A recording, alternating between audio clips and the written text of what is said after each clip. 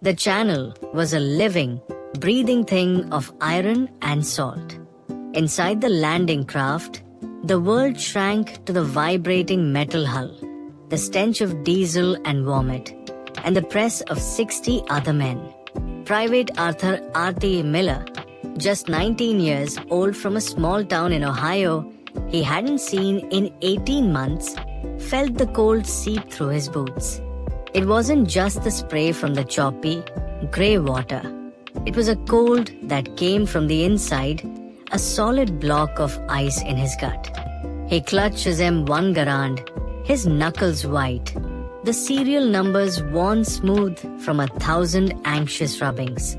To his left, Sergeant John McClelland, a man carved from Scottish granite and Virginia tobacco, chewed on an unlit cigar, his eyes fixed on the steel ramp at the front of the boat. They were the eyes of a man who had seen this before in the hot sand of North Africa and the jagged rocks of Sicily. He offered no platitudes, no false bravado. His silence was a heavier, more honest thing. 5 minutes, a voice yelled from the helm, barely audible over the roar of the engines and the distant, thunderous orchestra of the naval bombardment. The battleships, monstrous leviathans miles behind them, were hurling shells the size of small cars towards the French coast. The sky flickered with a false, angry dawn. Artie looked at the faces around him. There was Jenkins, the joker from Brooklyn, now pale and silent. There was O'Malley, who had shown him a creased photograph of his newborn daughter just last night, his lips moving in silent prayer. Artie thought of his own family. His father, a mailman who had taught him how to throw a curveball. His mother, who had wept without sound when he left. He'd promised to write. He hoped he'd get the chance. The landing craft slammed into a sandbar with a jarring, metallic crunch that sent shudders through every man. Down ramp. The order was a scream. For a heart-stopping second, nothing happened.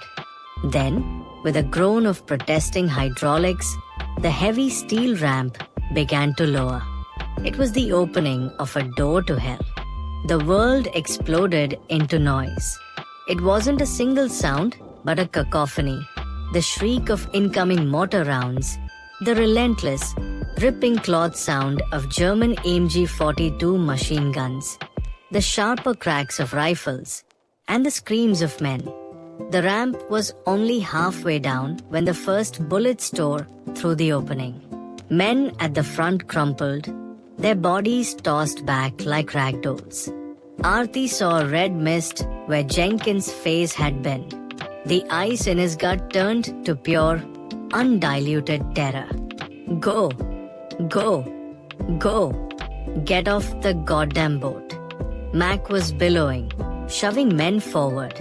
Artie stumbled, his legs like water, and plunged into the chest-deep, freezing channel. The shock of the cold was a physical blow. His gear, weighing nearly 70 pounds, threatened to drag him under. He fought for air, his rifle held high, as bullets stitched the water around him, sending up tiny, deadly geysers. The water was already turning pink. He saw men floundering, some hit, some simply dragged down by the weight of their equipment, disappearing beneath the churning waves. He kicked and thrashed, his mind a blank slate of primal instinct, move forward. The beach, codenamed Omaha, was a chaos of carnage. It was not a battlefield, it was a slaughterhouse. The sand was littered with bodies, with abandoned equipment, with burning wrecks of tanks that had foundered in the deep water. The German defenses, nestled in the bluffs above, had a perfect, murderous field of fire. There was no cover, nowhere to hide. Artie scrambled behind a single, skeletal anti-tank obstacle.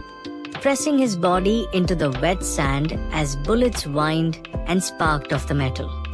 He was hyperventilating, his whole body shaking. He looked to his left and right. He saw O'Malley, crawling, then suddenly jerking and lying still. He was alone. A hand grabbed his shoulder. It was Mac. The sergeant's face was splattered with mud and something darker. "Miller, you stay here. You die. We gotta move." To the shingle. He pointed 100 yards ahead to a slight rise of sand and pebbles at the base of the cliff. It was the only semblance of cover. "On my signal, run like your ass is on fire." Mac popped up, firing his Thompson submachine gun in short, controlled bursts towards the bluffs. "Now, Miller, go." Arti ran. He didn't think. He just ran. It was the longest 100 yards of his life. The air seemed to thicken with lead. He felt a tug at his back, then a searing pain across his calf as a piece of shrapnel bit into him. He ignored it, his lungs burning, his legs pumping. He dove headfirst behind the shingle, landing hard amidst a handful of other terrified, leaderless men. Mac joined them a moment later, sliding in beside him. For a few minutes, they just lay there, gasping. The beach behind them was a nightmare tableau. The tide was coming in, and the water was gently lapping at the boots of the dead. Arti felt a sob well up in his throat, but he choked it down. He was alive. For now, high above the beach, in a concrete bunker embedded in the cliffs of Point du Hoc, Obert freighter Klaus Richter peered through his artillery periscope. The view was surreal, like watching a violent play from the highest balcony. The sea was black with ships, more ships than he had ever imagined existed. And the planes? The sky was thick with them, a constant, droning swarm. He was 22, a conscript from a village near Hamburg. Before the war, he wanted to be a schoolteacher. Now, he was a spotter for an artillery battery of 155 mm guns, weapons that could hurl death for miles. His orders were simple: relay coordinates, direct fire onto the landing craft and the beaches below. But his hands were trembling. Through the periscope, he saw the tiny figures spilling out of the boats, being cut down in rows. He saw them flounder and fall. They were not faceless invaders. They were men, boys like him, dying in the cold water and the sand. "Richter, report." The voice of his battery commander, Hauptmann Weber, was sharp, impatient. Klaus swallowed hard, his mouth dry. "Sir, the beach is... it is a success. Our fire is effective."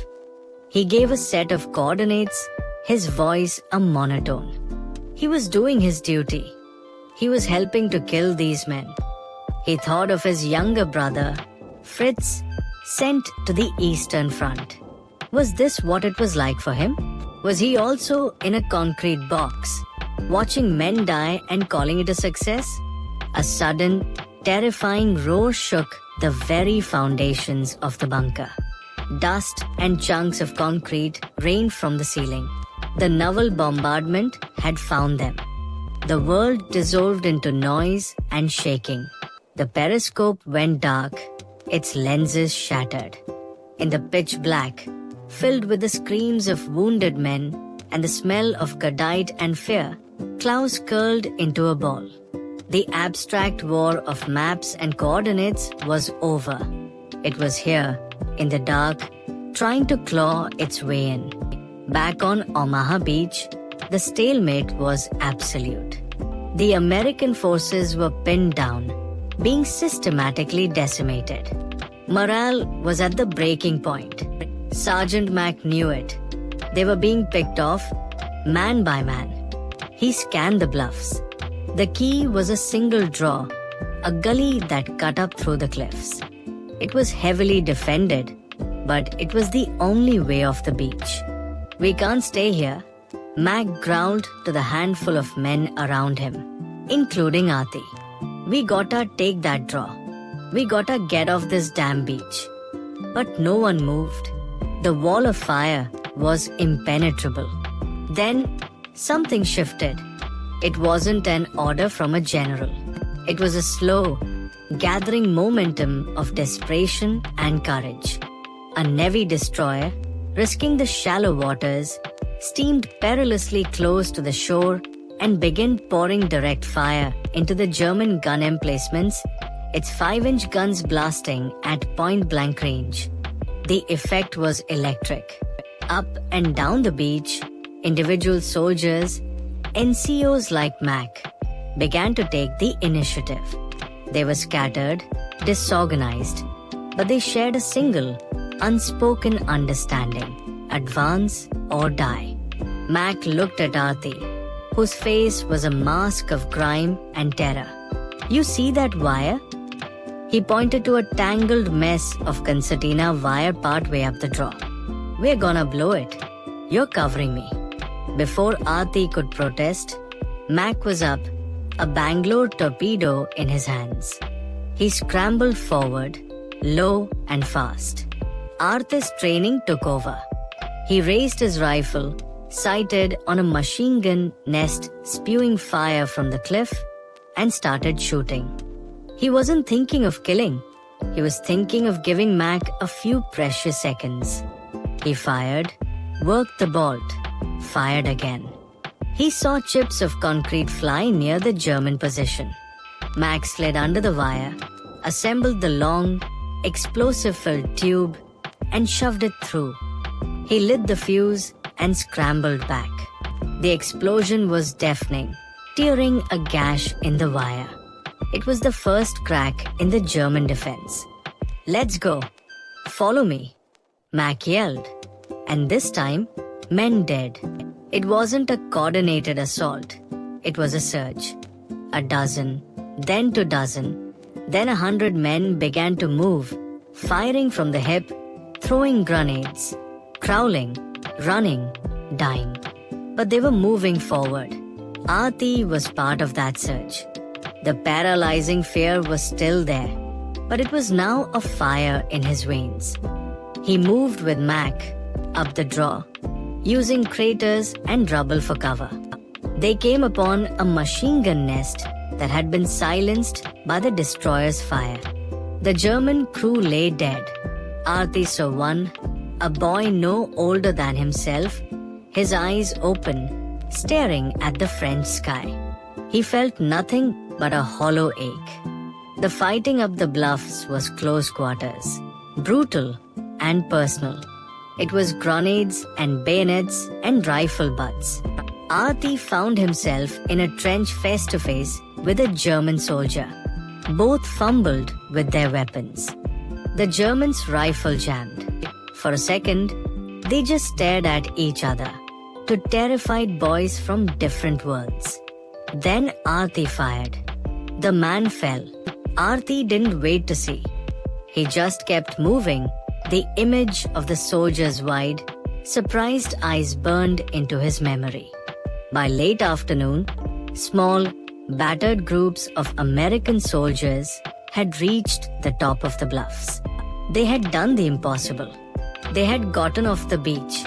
Aarti and Mac stood together, looking down at the scene below. The beach was still a horror, but now, landing craft were disgorging men and vehicles onto a more secure foothold. The tide of the battle had turned, paid for in blood. Mac lit his cigar, the first real smoke of the day. He offered one to Aarti. His hands were no longer shaking. They were covered in grime and dried blood, but they were steady. He looked at the young private from Ohio, who was no longer a boy. "We made it, Aarti," Mac said, his voice rough. Aarti just nodded, taking a long, slow drag of the cigar. He didn't feel like a hero. He felt tired, older than his years and haunted. But he was alive. The untold story of D-Day wasn't one of grand strategy, but of a million such moments of terror faced, of bonds forged in hellfire, of a simple, desperate courage that allowed men to get out of a boat, to run across a beach, and to begin the long, hard task of freeing a continent. And as the sun began to set over the Normandy coast, staining the sky the color of blood and hope, the long, cold night was just beginning. The invasion was a success, but the war for Aarti, for Mac, and for thousands like them was far from over. This was just the first terrible day.